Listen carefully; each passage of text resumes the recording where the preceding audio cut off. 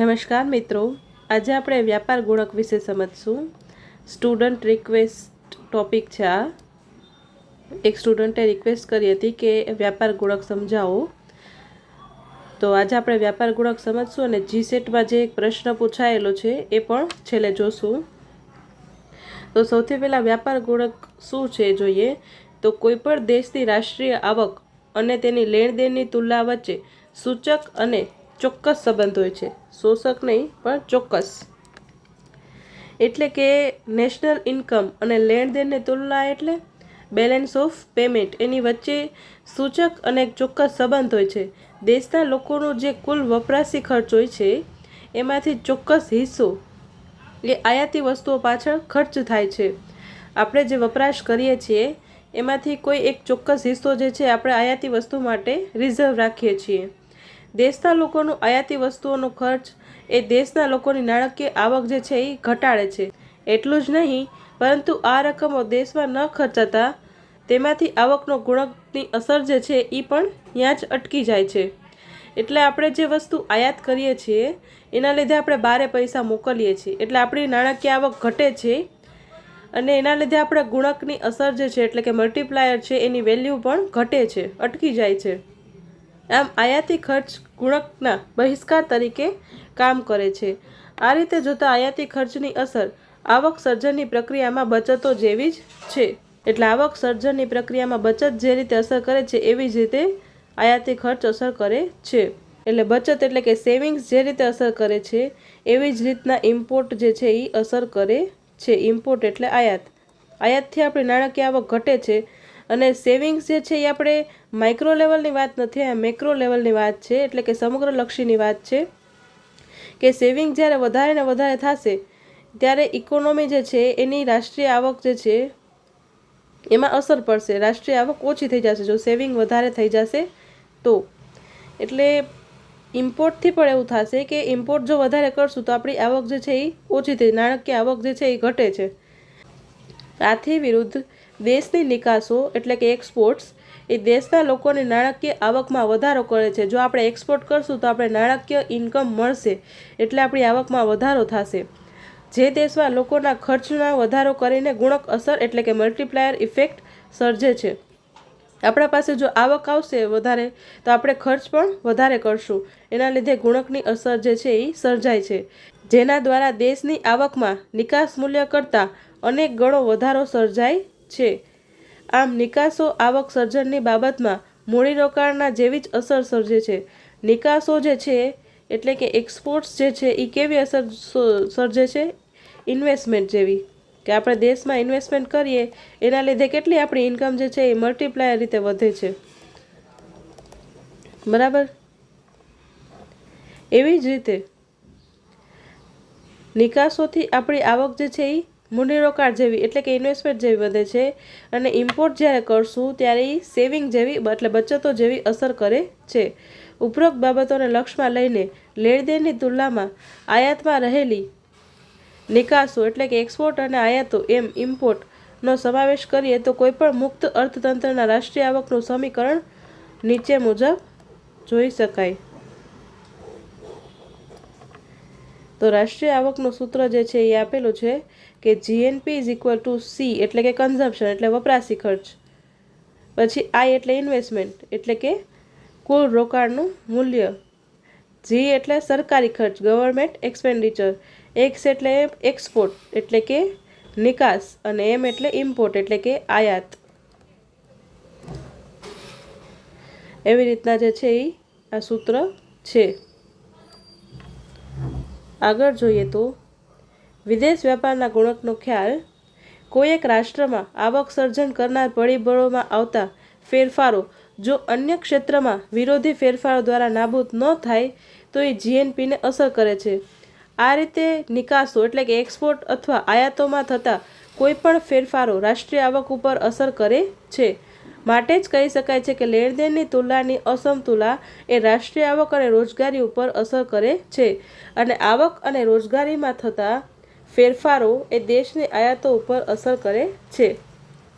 હવે લેણદેણની તુલના જે છે એટલે કે બીઓપી છે, જે બેલેન્સ ઓફ પેમેન્ટ, એક્સપોર્ટ અને ઇમ્પોર્ટ જે છે એ સમતુલામાં નહીં હોય તો એ જીએનપીને અસર કરશે. જ્યારે લેણદેણની તુલના એ પુરાંતવાળી હશે એટલે કે બેલેન્સ ઓફ પેમેન્ટમાં સરપ્લસ હશે, ત્યારે નિકાસો જે છે એટલે કે એક્સપોર્ટ્સ જે છે એ ગ્રેટર ધેન હશે ઇમ્પોર્ટ કરતાં. બરાબર, એક્સપોર્ટ્સ વધારે હશે અને પરિણામે દેશના લોકોને જે વપરાશી માલ આયાત કર્યો હશે તે દેશના લોકોના આંતરિક અર્થમાં વધારો કરીને ગુણક અસર કરશે. એટલે કે એક્સપોર્ટ વધારે હશે ઇમ્પોર્ટ કરતાં, તો એના પરિણામે આપણે જે વપરાશી માલ આયાત કર્યો હશે અને આપણે તે દેશના લોકોને આંતરિક અર્થમાં વધારો કરીને ગુણક અસર સર્જી હશે. બરાબર, તેનો આધાર દેશના લોકોની સીમાંત વપરાશ વૃદ્ધિ અને સીમાંત આયાત વૃદ્ધિ પર આધારિત છે. દેશની આવકમાં થતો આ વધારો એ સીમાંત પ્રમાણમાં વિદેશી વસ્તુઓ આયાતો પાછળ ખર્ચાશે અને તે રીતે વિદેશી આયાતો પણ નિકાસ વૃદ્ધિ સાથે વધશે. હવે આપણે પહેલાં તો એક્સપોર્ટ્સ વધારે છે, એક્સપોર્ટ્સ વધારે છે એટલે આપણા પાસે ઇન્કમ વધારે આવી, આવક વધારે આવી એટલે આપણે હવે વધારે વસ્તુ આયાત કરવાનું વિચારશે. એટલે આપણે જ્યારે નિકાસ વૃદ્ધિ થઈ એની સાથે સાથે આયાતો પણ વધશે. આ રીતે નિકાસ વૃદ્ધિને કારણે ઉત્પન્ન થતી આવકની વૃદ્ધિની પ્રક્રિયા ત્યારે પૂરી થશે જ્યારે આયાત અને નિકાસ જે છે એ પૂર્ણ એક સરખા થઈ જાય. એટલે કે એક્સપોર્ટ અને ઇમ્પોર્ટ જે છે એ બંને સરખા ન થઈ જાય ત્યાં સુધી આ પ્રક્રિયા ચાલશે. પછી વિદેશ વ્યાપારના ગુણકની સમજૂતી. તો કેન્સનો જે રોકાણ ગુણક છે એના આધારે જ વિદેશ વ્યાપાર ગુણક જે છે એનો ખ્યાલ રજૂ કરવામાં આવ્યો હતો. વિદેશ વ્યાપાર ગુણકનો ખ્યાલ કોઈપણ દેશના વિદેશ વ્યાપાર દ્વારા થતા ફેરફારોથી દેશમાં ઉપસ્થિત થતા રોજગારી અને આવકના ફેરફારનું માપ દર્શાવે છે. આથી જ કિન્ડલ બર્જર લખે છે કે નિકાસોમાં થતા ફેરફાર એ મૂડીરોકાણમાં થતા ફેરફારની જેમ આવકમાં ફેરફાર લાવે છે. એટલે જ્યારે એક્સપોર્ટ્સ જે છે એ વધશે ત્યારે ઇન્વેસ્ટમેન્ટ જે દેશમાં વધે છે એવી જ અસર જે છે એ થશે. ઇન્વેસ્ટમેન્ટ એટલે મૂડીરોકાણ, એના ફેરફાર જે લાવે છે એના જેવી જ અસર થાય છે અને તે દ્વારા આયાતો પર પણ અસર થાય છે. એક્સપોર્ટ્સ વધે છે પછી આપણી નાણાકીય ઇન્કમ જે છે એ વધે છે અને આપણે વધારે આયાત કરવાનું પસંદ કરીએ છીએ એટલે આયાતો ઉપર પણ અસર થશે.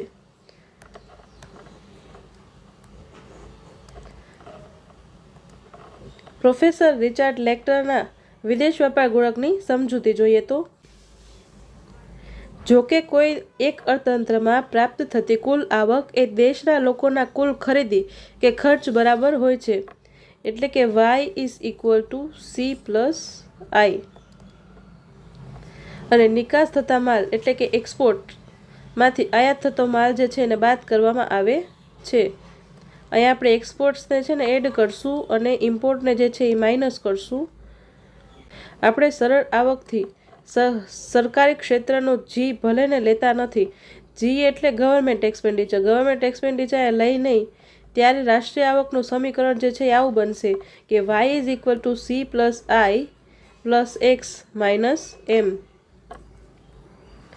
હવે અહીં Y=C+I+X-M, પરંતુ અહીં આપણે જાણીએ છીએ કે Y=C+S થાય એટલે આપણી જે ઇન્કમ જે છે એ આપણે કન્ઝમ્પશન એટલે વપરાશ પાછળ અથવા તો એની સેવિંગ્સ કરશું, એ મળીને આપણી ઇન્કમ બને છે. તો આપણે સેવિંગ્સ એમ કહી શકશું કે Y-C.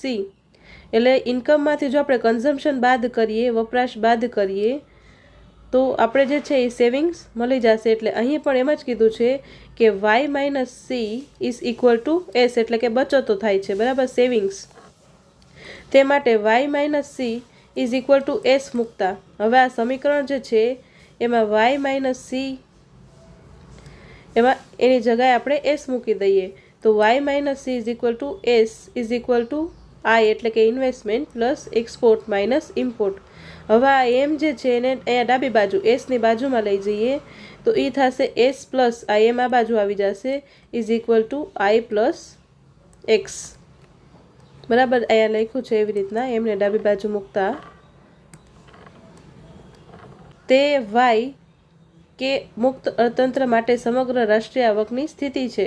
ઉપરોક્ત સમીકરણ 2માં બચતો એટલે કે આ સેવિંગ્સ જે છે અને આ મૂડીરોકાણ જે છે એ સરખા હોવા અનિવાર્ય નથી, કારણ કે S અને M બંને આપણી આવકમાંથી તફાવતની પ્રક્રિયાના બહિષ્કારો જ છે.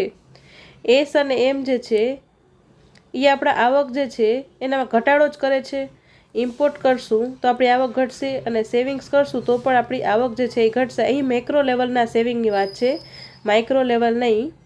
એટલે આખા અર્થતંત્રમાં જો સેવિંગ વધશે અને વપરાશ ઘટશે તો જે છે આવકમાં ઘટાડો કરશે. એટલે આવકમાંથી તફાવતની પ્રક્રિયાના બહિષ્કારો જ છે. તેથી બંનેના સરવાળાની રકમ આવકની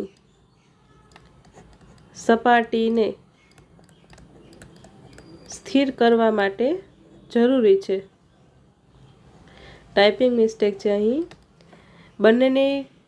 તેથી બંનેના સરવાળાની રકમ એ આવકની સપાટીને સ્થિર કરે છે. હવે ધારો કે વિદેશ વ્યાપાર ગુણકનો ખ્યાલ એવું સ્પષ્ટ દર્શાવે છે કે નિકાસ એટલે કે એક્સપોર્ટમાં થતા ફેરફાર એને ડીએક્સ કીધું અને આવકમાં જે ફેરફાર લાવે છે એને ડીવાય કીધું. ડીવાય એટલે ઇન્કમ, આવકમાં ફેરફાર આવે ઈ, અને તેનું ગુણોત્તર પ્રમાણ d y by d x is equal to k f છે. ડીવાય ઓવર ડીએક્સ જે છે એ કેએફને બરાબર છે અને કેએફનું મૂલ્ય જે છે એ વિદેશી વ્યાપાર ગુણક એટલે કે આ ફોરેન ટ્રેડ મલ્ટીપ્લાયર છે. કે એટલે મલ્ટીપ્લાયરને આપણે કે તરીકે દર્શાવી છીએ. એફ એટલે ફોરેન ટ્રેડ મલ્ટીપ્લાયર છે, વિદેશી વ્યાપાર ગુણક.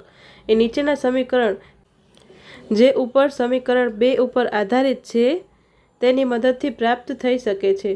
આપણે ઉપર જે સમીકરણ 2 જે છે S plus M is equal to I plus એક્સમાં મૂકતા સમતુલાની સ્થિતિમાં બાજુએ થતા ફેરફાર એ જમણી બાજુના ફેરફાર જેટલા જ હોવા જોઈએ. ડાબી બાજુ જેટલા ફેરફાર છે એટલા જ જમણી બાજુ હોવા જોઈએ.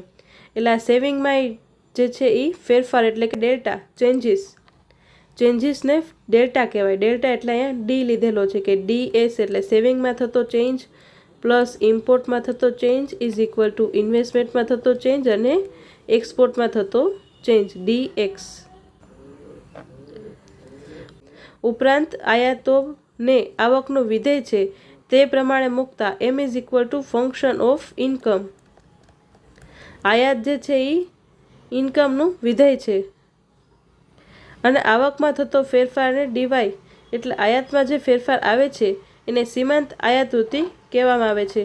તો import is equal to DM divided by d y એટલે ઇન્કમમાં થતો ફેરફાર એના લીધે ઇમ્પોર્ટમાં થતો ફેરફાર એને માર્જિનલ પ્રોપેન્સિટી ટુ ઇમ્પોર્ટ એટલે કે સીમાંત આયાતવૃત્તિ કહેવાય છે. અને આને જે છે આપણે આવી રીતના પણ લખી શકીએ કે ડીએમ ઇઝ ઇક્વલ ટુ આ એમ જે છે ઇન્ટુ ડીવાય ગુણાકાર તરીકે પણ લખી શકીએ અને આવી રીતના ભાગાકાર સ્વરૂપે પણ લખી શકીએ. એ જ અહીં લખેલું છે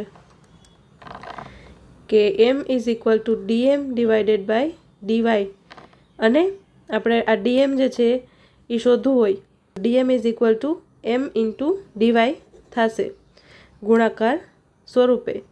આ જ રીતે બચતો એસ જે છે એ પણ આપણે આવકનું વિધેય છે. સેવિંગ એ આપણે આવકમાંથી જ કરી છે માટે saving is a function of income અને આવકમાં થતા ફેરફાર એ ડીવાયથી અને બચતમાં થતો ફેરફાર એ ડીએસથી એટલે ડેલ્ટા એસથી સીમાંત બચત વૃત્તિ એસ સ્મોલ એસ કહેવાય.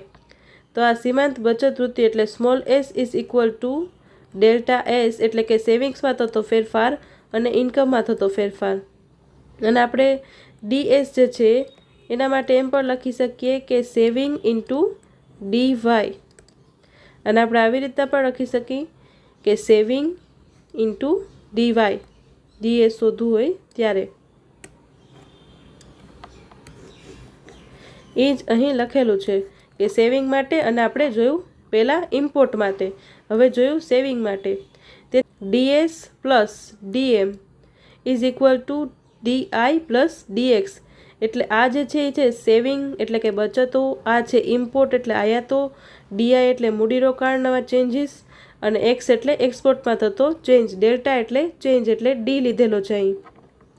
જ્યાં DM is equal to M into DY જે છે આપણે અહીં શોધ્યું ને કે DM is equal to M into DY અને આપણે સેવિંગ્સ માટે પણ શોધ્યું હતું કે DS is equal to saving into DY એ જ સમીકરણ પ્રમાણે અહીંયા જે છે એની કિંમત મૂકી દીધી કે આ જે ડીએસ હતું એની જગ્યાએ એને મૂકી દીધું એસ ઇન્ટુ ડીવાય, બરાબર.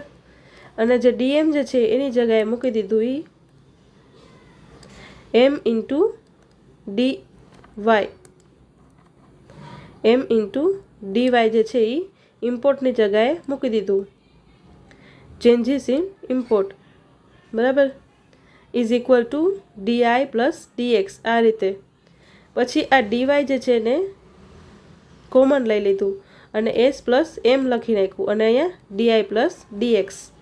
પછી DY is equal to 1/s plus M into DI plus DX. 1/s plus M એટલે સેવિંગ અને import into DI plus d x.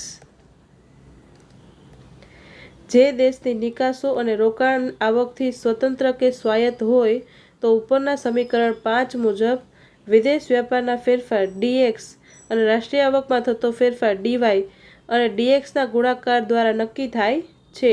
એટલે અહીં વિદેશ વ્યાપાર ગુણક જે છે એ KF is equal to 1/s plus M બની જાય છે.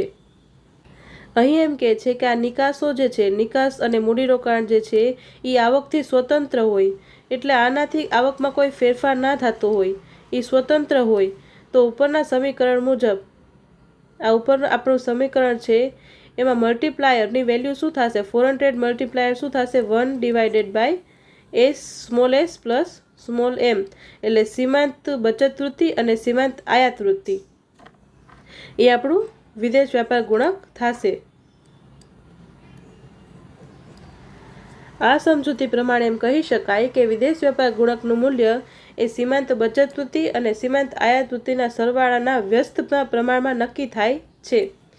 એટલે સીમાંત બચત વૃત્તિ જેટલી હશે, સીમાંત બચત વૃત્તિ એટલે કે સ્મોલ એસ અને સ્મોલ એમ જે છે આયાત વૃત્તિ એનું વ્યસ્ત એટલે 1ની નીચે છે એટલે વ્યસ્ત, મલ્ટીપ્લાયરની વેલ્યુ જે છે અહીંયા ફ્રેક્શનમાં વેલ્યુ જે છે એ છે, એટલે આ ફ્રેક્શન જો ઘટશે તો મલ્ટીપ્લાયરની વેલ્યુ વધશે અને જો આ વેલ્યુ વધશે તો મલ્ટીપ્લાયરની વેલ્યુ ઘટશે, એટલે વ્યસ્ત પ્રમાણમાં નક્કી થાય છે. હવે આપણે એક ઉદાહરણ જોઈએ. જો માર્જિનલ પ્રોપેન્સિટી ટુ સેવ એટલે સ્મોલ એસ 0.3 આપેલો હોય અને માર્જિનલ પ્રોપેન્સિટી ટુ ઇમ્પોર્ટ એટલે સીમાંત આયાત વૃત્તિ 0.2 આપ્યું હોય તો 400 મલ્ટીપ્લાયર શું થશે 1/s small S plus small M, તો એ થશે 0.3 પ્લસ 0.2, તો એ થશે 1/0.5 એટલે 2 જેટલું થાય છે.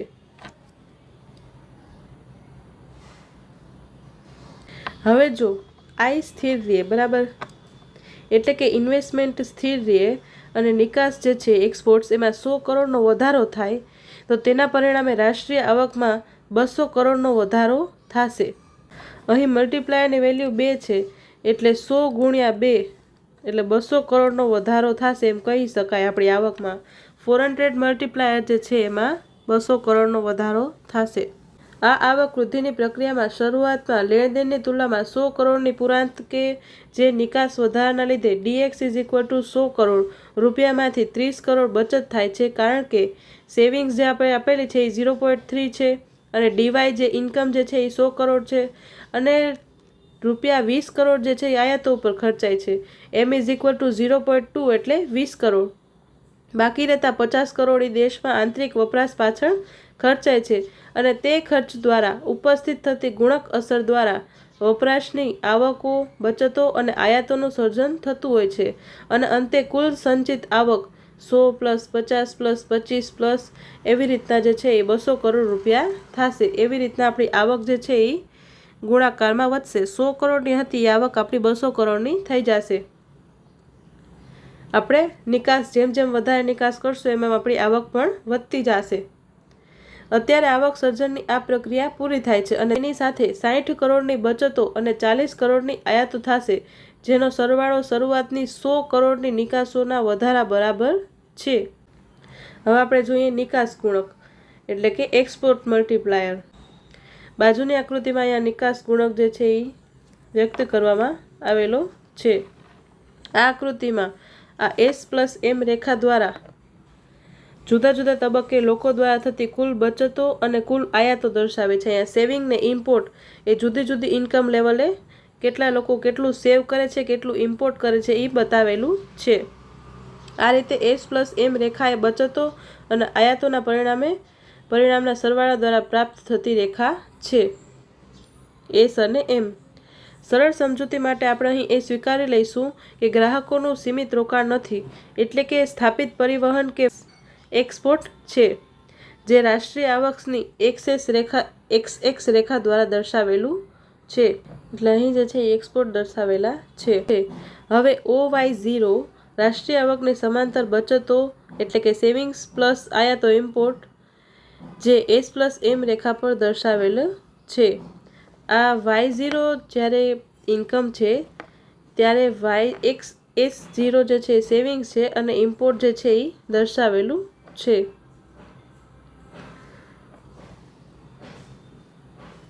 તે OX નિકાસો જેટલી છે. અહીં અહીંયા O જે છે OX નિકાસ એટલે કે એક્સપોર્ટ જેટલી છે. ઇન્કમ જે છે એ એક્સપોર્ટ જેટલી છે. આમ અર્થતંત્રમાં સમતુલા છે. હવે ધારો કે નિકાસમાં વધારો થયો જે XXમાં વધારો દર્શાવે છે. હવે નિકાસ જે છે એક્સપોર્ટ્સ જે છે એમાં વધારો થયો એટલે નિકાસ જે છે એ વધી.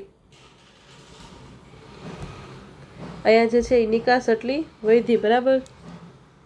તો એના લીધે એટલે કે હવે નિકાસ રેખા XX1 છે, X1 છે. આપણી આ નિકાસ રેખા જે છે હવે આ X1 વાળી છે, પહેલાં આ હતી, હવે આ જે છે એ આપણી નિકાસ એટલે કે એક્સપોર્ટ રેખા છે.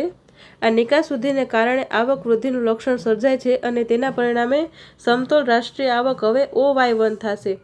આના લીધે આપણે અહીંયા આટલી સેવિંગ છે અને જે આપણી આવક જે છે ઇન્કમ એ OY1 જેટલી થશે. એટલે આપણી આટલી આવક પણ વધી, આટલો એક્સપોર્ટ વધ્યો, એના લીધે આપણી આવકમાં પણ આટલો વધારો થયો. આ સમતોલ રાષ્ટ્રીય આવકના બિંદુએ ફરીથી કુલ નિકાસો OX1 અને કુલ બચતો પ્લસ કુલ આયાતો Y1S1 થશે. આ રીતે નિકાસ વૃદ્ધિના કારણે રાષ્ટ્રીય આવકમાં કેટલો વધારો થશે તે S+M રેખાના ઢાળ પર આધારિત છે. S અને M રેખાનો ઢાળ એ દેશના લોકોની સીમાંત બચત વૃત્તિ અને સીમાંત આયાત વૃત્તિ પર આધારિત છે. અહીંયા સીમાંત આવશે.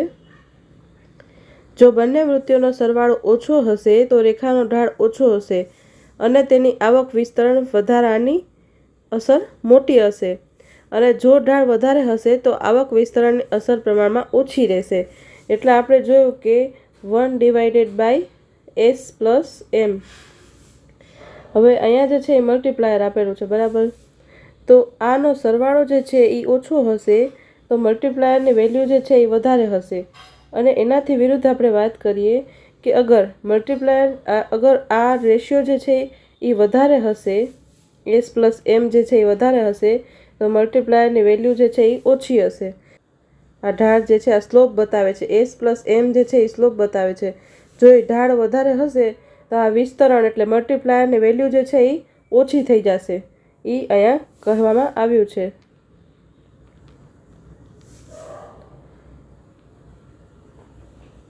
હવે આપણે જોઈએ વિદેશી પ્રત્યાઘાતો વિશે.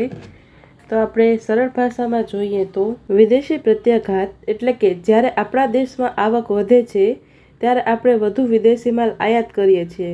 આથી વિદેશી જે લોકો છે એની આવક જે છે એ વધશે. આપણે આયાત કરશું એટલે એના પાસે આપણી નાણાકીય આવક જશે.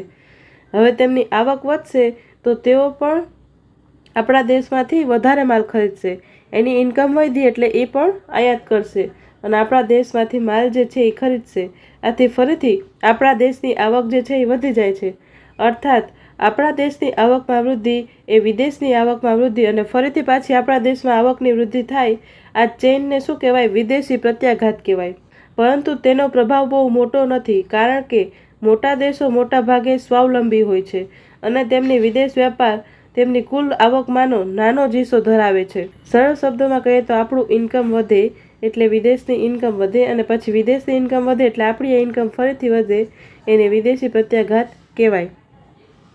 આમાં આપણે જોઈએ તો વિદેશી પ્રત્યાઘાત વિદેશના નિકાસ અથવા તો આયાતમાં થતા ફેરફારને લીધે વિદેશી આવકમાં થતા ફેરફારો એ પ્રત્યાઘાત છે, જેનાથી પોતાના દેશની રાષ્ટ્રીય આવક અને વિદેશ વ્યાપારને ધક્કો વાગે છે. જો વિદેશ વ્યાપારના સંદર્ભમાં પોતાનો દેશ નાનો હોય તો વિદેશી પ્રત્યાઘાતો બહુ મોટા કે મહત્ત્વના નહીં હોય. એટલે દેશ બહુ નાનો હશે તો વિદેશી પ્રત્યાઘાતની અસર જે છે એ બહુ મોટી નહીં હોય, કારણ કે તેની આયાત અને નિકાસમાં થતો વધારો એ બીજા દેશની આવકમાં નોંધપાત્ર ફેરફારો સર્જશે નહીં. પરંતુ જો દેશ મોટો હશે તો વિદેશ વ્યાપારમાં હિસ્સો નોંધપાત્ર હશે, અને વિદેશ વ્યાપારમાં થતા ફેરફારો એ મોટા વિદેશી પ્રત્યાઘાતો સર્જશે. હવે વિદેશ વ્યાપાર ગુણક એ એક દેશની સીમાંત બચત વૃત્તિ અને આયાત વૃત્તિ ઉપર આધાર રાખે છે, બરાબર, કે જે આ દેશમાં આંતરિક વપરાશ પાછળ મૂળ નિકાસનો વધારો કેટલો થાય છે તે હકીકત, અને બીજો દેશ બી જે છે એની સીમાંત બચત વૃત્તિ અને આયાત વૃત્તિ દ્વારા એ બીજા દેશ બીમાં વપરાશમાં મૂળભૂત વધારાથી આવકમાં કેટલો વધારો થઈ શકે છે, અને તેમાંથી પહેલો દેશ જે છે એ આયાતો દ્વારા કેટલો પાછો પરિવહન કરાયો છે તે નક્કી કરે છે, બરાબર. એટલે કે સીમાંત બચત વૃત્તિ અને સીમાંત આયાત વૃત્તિ છે એના દ્વારા વેપાર જે છે એ વિદેશ વ્યાપાર ગુણક જે છે એ નક્કી કરવામાં આવે છે, બરાબર. હવે નિકાસમાં સ્વયંપ્રત ફેરફારોનો ગુણકનું સૂત્ર નીચે મુજબ છે. તો એ સૂત્ર છે 1/SA + MA + MB અને SA/SB. તો આ એસ વાળી જે ટર્મ છે એ સેવિંગ છે, એક દેશની સેવિંગ અને બીજા દેશની સેવિંગ, અને આ એમ જે છે એ માર્જિનલ પ્રોપેન્સિટી ટુ ઇમ્પોર્ટ એટલે કે આયાત છે,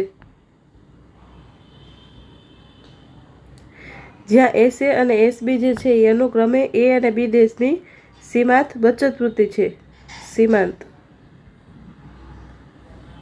અને એમએ અને એમબી જે છે એ દેશ એ અને બીની સીમાંત આયાત વૃત્તિ છે. જો છે ને એસએ એટલે કે સેવિંગ અને ઇમ્પોર્ટ એ દેશ એની આવકમાં વધારો કરે છે, આપણે ઇમ્પોર્ટ કરશું, બરાબર, આપણી દેશની આવકમાં વધારો થાય એટલે આપણે ઇમ્પોર્ટ કરશું, તો તે દર્શાવે છે કે નિકાસના વધારામાં પ્રથમ સફળતાપૂર્વક ખર્ચનો ડોઝ જે છે એ બીજાઓ કરતાં વધુ મોટો હશે. અને જ્યારે એમબી જે છે એ નાનો હશે ત્યારે એ દેશના ગુણકમાં વધારો થાય છે.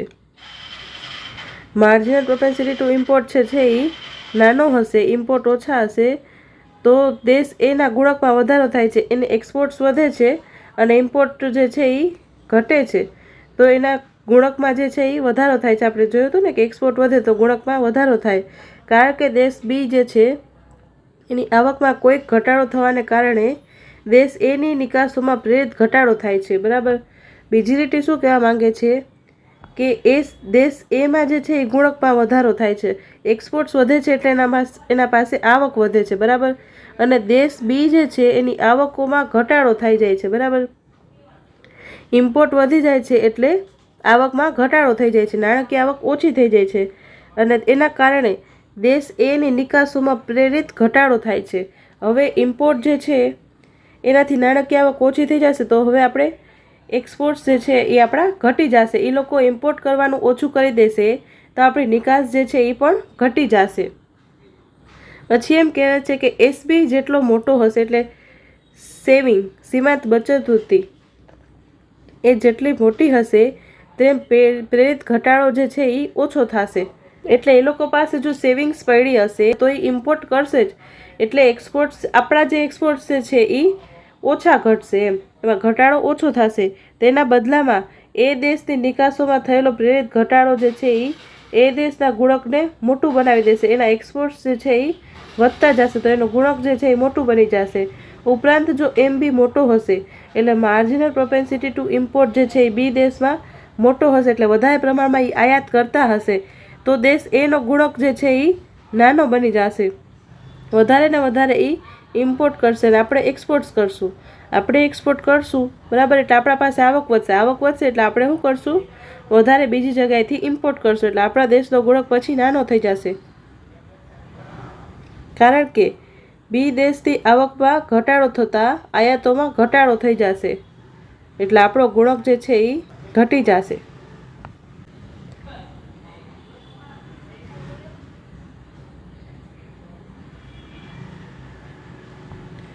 MB જો મોટો હશે, બરાબર, આપણે જે સૂત્રમાં જોયું અહીંયા MB જે છે એ મોટો હશે તો એ દેશનો ગુણક જે છે એ નાનો હશે. શું કામ? તો કારણ કે બી દેશની આવકમાં ઘટાડો થશે. બી દેશ જે છે એની ઇન્કમ ઘટશે, એટલે એ ઇમ્પોર્ટ જે છે પોતાના એ પણ ઘટાડી નાખશે. ઇમ્પોર્ટ ઘટાડી નાખશે તો આપણે તો એક્સપોર્ટ કરીએ છીએ ને, એ લોકો ઇમ્પોર્ટ કરે તો આપણા એક્સપોર્ટ એ ઘટી જશે. જો આપણા એક્સપોર્ટ ઘટી જશે તો આપણો ગુણક જે છે એ નાનો થઈ જશે. બરાબર, એ પ્રમાણે આનું સૂત્ર આપેલું છે. આ લાસ્ટ વાળું જે છે એ ઇન્ટુમાં છે, એટલે કે 1/MB / SB whole divided by SA plus MA plus MB, અને અહીંયા ગુણ્યામાં આવશે SA ડિવાઇડેડ બાય SB. આ જે છે એ ફોર્મ્યુલા છે. હવે આપણે ક્વેશ્ચન જોઈ લઈએ. જીસેટમાં પૂછાયેલો હતો કે વિદેશ વેપાર ગુણકનું મૂલ્ય એ નીચેનામાંથી કોના જેટલું હશે? આપણે હમણાં પહેલાં સૂત્ર જોયેલું હતું કે 1/બાય માર્જિનલ પ્રોપેન્સિટી ટુ સેવ અને માર્જિનલ પ્રોપેન્સિટી ટુ ઇમ્પોર્ટ. એ જે છે એ વિદેશ વેપારનું મલ્ટીપ્લાયરનું સૂત્ર છે, વિદેશ વેપાર ગુણકનું સૂત્ર છે. તો અહીંયા ઓપ્શનમાં આપણે જોઈએ તો 1/બાય માર્જિનલ પ્રોપેન્સિટી ટુ ઇમ્પોર્ટ અને સેવિંગ, તો ફર્સ્ટ ઓપ્શન સાચો જવાબ છે. માઇનસ નહીં આવે, 1 ડિવાઇડમાં આવશે, અને અહીંયા ખાલી માર્જિનલ પ્રોપેન્સિટી ટુ ઇમ્પોર્ટ છે, એટલે આ સાચો નથી. તો અહીંયા એ ઓપ્શન જે છે એ સાચો છે. સો આજ માટે આટલું જ. Thanks for watching. જો તમને વિડીયો પસંદ આવ્યો હોય તો લાઇક કરજો, શેર કરજો, ચેનલને સબસ્ક્રાઈબ કરજો, અને મળીએ નવા વિડીયોમાં. ત્યાં સુધી happy learning, keep growing, and thanks for watching.